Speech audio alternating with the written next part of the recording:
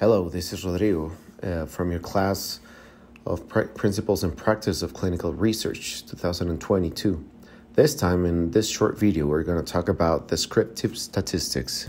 Briefly, we're going to review certain concepts as in what is descriptive statistics, its utility, the exploration and display of data within this type of statistics. And mainly, we're going to focus on measures of central tendency as well as measures of dispersion with some key point conclusions for this video. Well, first of all, what does descriptive statistics stand for? Statistics by itself is a science that employs numerical data to obtain conclusions based in probability. Meanwhile, the descriptive measures are either central tendency and dispersion of data, which are used to describe the attributes of a group of compiled data.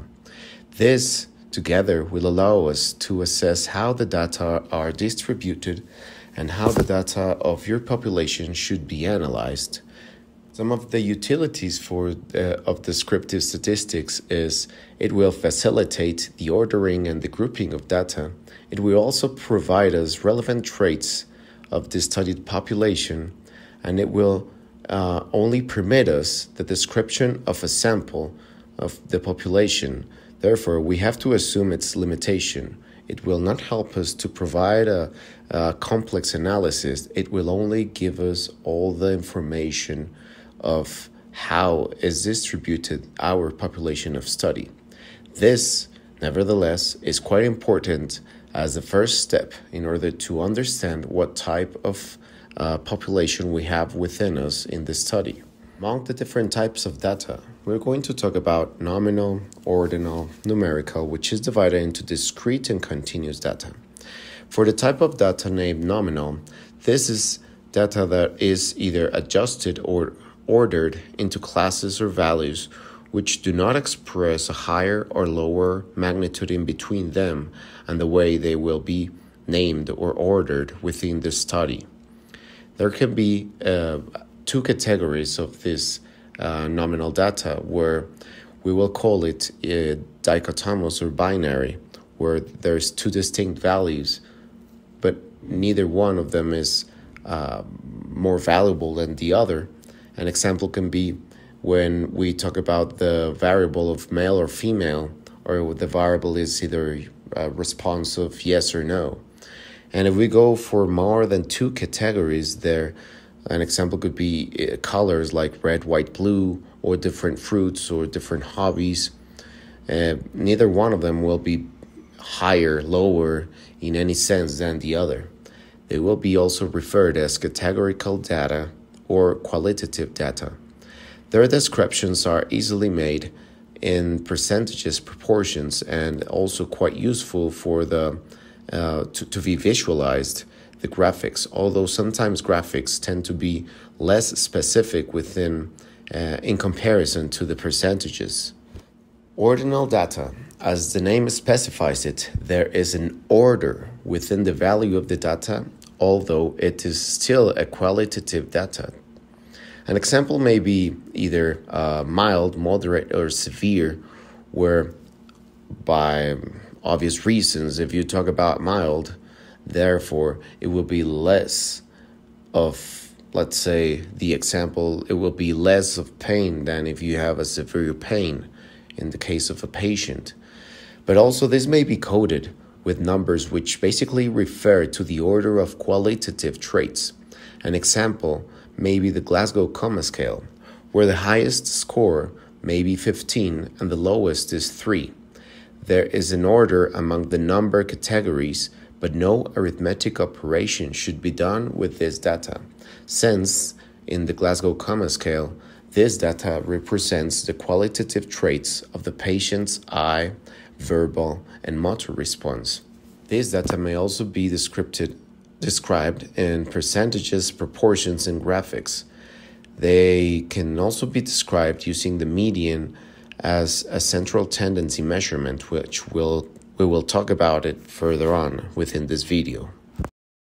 There's another type of data which is strictly numerical data, and it's divided by discrete and continuous data.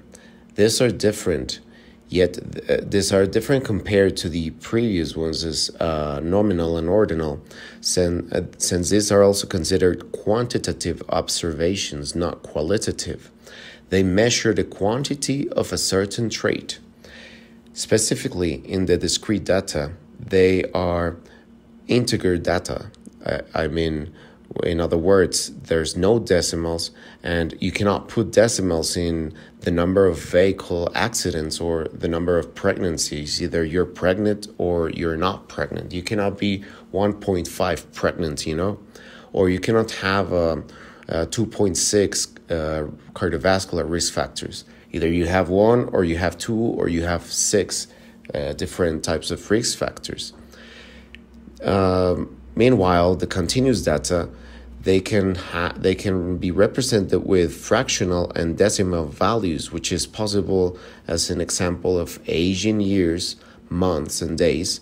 Another example can be weight, time within hours and minutes and seconds, or the capillary glycemia, where we can also talk about different decimals within the total value that was taken of the patient.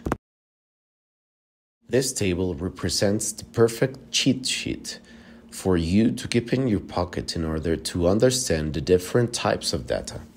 Understanding your research variables is fundamental in order to decide which are the next statistical tools you may apply for your research analysis in the near future. That said, we're going to talk about the data compilation in clinical research. Suppose you're a teacher and you just applied an exam to your students. You will always look for the highest score, for the lower grades, and you will also look if there's a tendency within an average, or how many, which is the most repeated score within the exam and the overall grade. Yet we may not be aware that this is the basics of descriptive statistics. So with this said, the measures of central tendency are the ciphers or the values which describe the central data distribution or observations. Meanwhile, the measures of dispersion or the data extension are the ciphers or values that describe the separation or the dispersion of data among the central tendency measures. As in measures of central tendency, we have three of them mainly. It's mean, mode, and median. The mean is the most most widely used, which is the total average, is the sum of all the data divided by the considered number of values. The mode is the most frequent value within a group of data or observations. Meanwhile, the median is the value which divides in a perfect half a group of data or observations. Although mean is the most widely used, it only applies for numerical data, as in discrete and continuous data. Mode and median, they both apply for either ordinal or numerical data. When we represent the data within percentages and proportions, we get to be more specific within decimals. Yet, sometimes it gets to be much more attractive and easier to visualize if we do it through graphics. And this is an example of different graphics, which is an histogram and a graphic plot.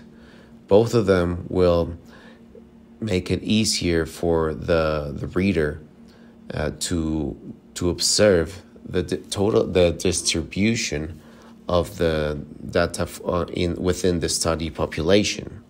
If we realize in here, this is the same data, it's just described within a different type of graphics. The previous population, which was portrayed in a graphic, was an example of a normal distribution according to the curve of Gauss. This distribution, in a way, it may be the mean, the mode, and the median were not exactly the same value, but they were pretty close one to the other. And in this graphics, you may also see this would be the representation of two distributions which have the same mean, median, and mode. and yet they have different measures of dispersion, as in the dotted line may have a higher dispersion of data, which would be the group B.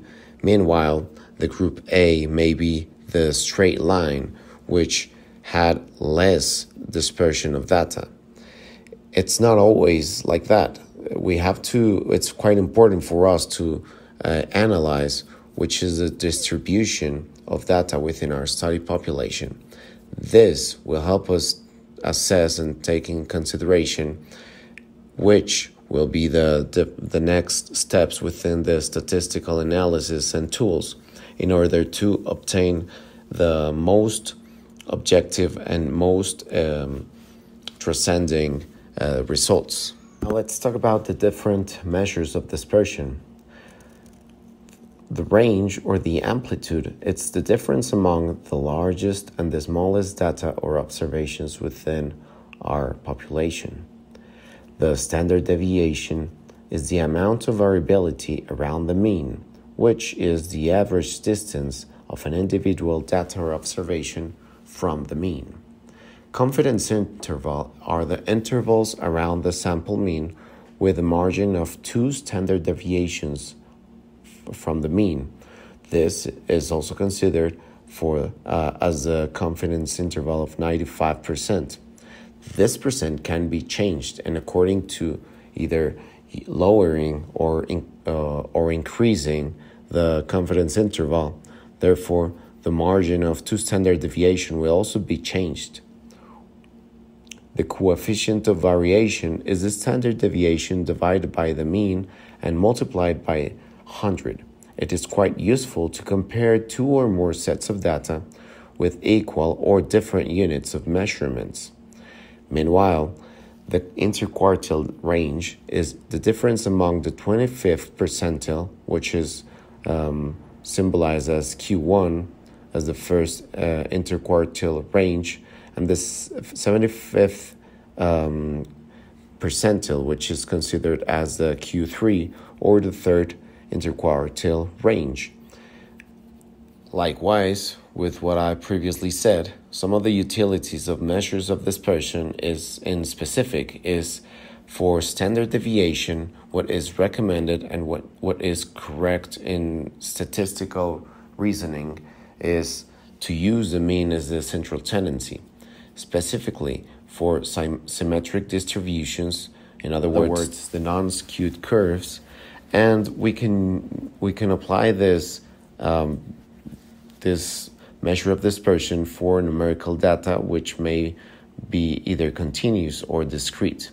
The interquartile range, as I said previously, be sure to use it whenever your central tendency measure is median. We can use this for ordinal, or skewed numerical data, which can be either continuous or discrete, as in the standard deviation. Whenever we use ranges, be sure to use it whenever we want to emphasize about the extreme values. In conclusion, the purpose of descriptive statistics is to elucidate the traits of the population of study.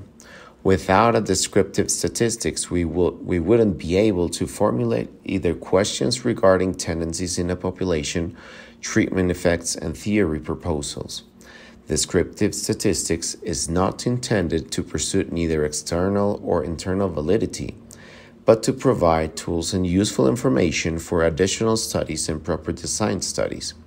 We should never underestimate the conclusions and findings in a descriptive study or in a descriptive statistics table or graph. They may not be useful for a cause and effect inference, but for exploration and distribution of data in a population of study. I hope you've enjoyed this brief video, which may be of help for understanding the different variables in your study and how is it best to analyze them. Thank you very much for watching.